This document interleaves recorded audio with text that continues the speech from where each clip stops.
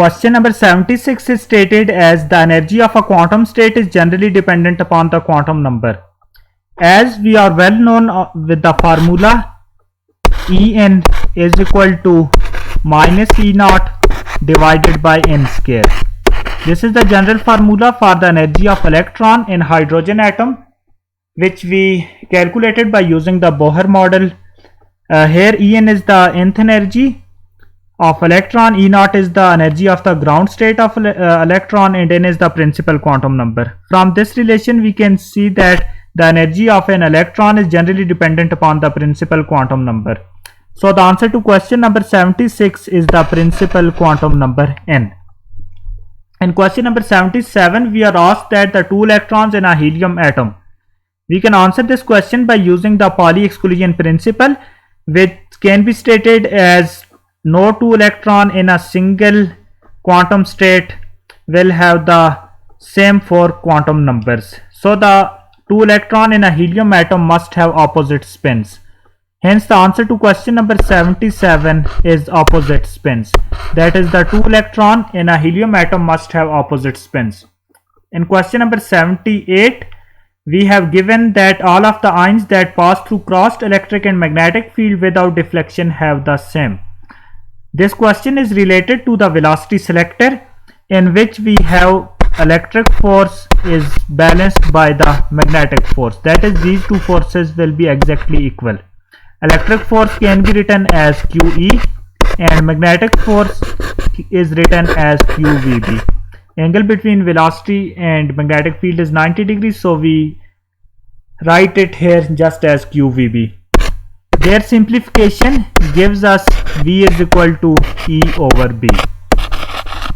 That is, the ratio of electric to magnetic field gives the velocity of the ions that will pass through this crossed electric and magnetic field without deflection.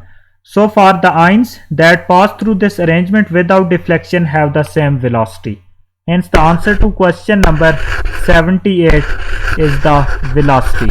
That is, all the ions that pass through this arrangement all have the same velocity. In question number 79 we are asked that relative to the sum of the masses of its constituent nucleons, the mass of a nucleus is. In the formation process of nucleus, sum of the mass of the nucleons is converted into the energy according to the relation E is equal to mc square. So the mass of the nucleus is less than the mass of its constituent nucleons. So the answer to question number 79 is less.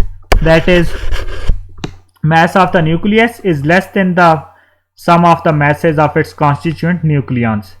In question number 80, the statement is given as the ionization energy of an atom relative to the binding energy of its nucleus is. Binding energy of nucleus is dependent upon the strong force, as nucleons in the nucleus are bound due to the strong force, while electrons in an atom are bound due to the Coulomb force. As strong force is much stronger than the Coulomb's force, so the binding energy of nucleus is much larger than the ionization energy. And for this statement, ionization energy of an atom relative to the binding energy of its nucleus is less. That is, ionization energy is much less than the binding energy of the nucleus. In question number 81, we are asked that the Yukawa's theory suggests that the nuclear force arrives through the exchange of. Yukawa's theory suggests that the nuclear force is exchanged through the exchange of mesons, which was known as the Yukawa mesons. So the answer to question number 81 is mesons.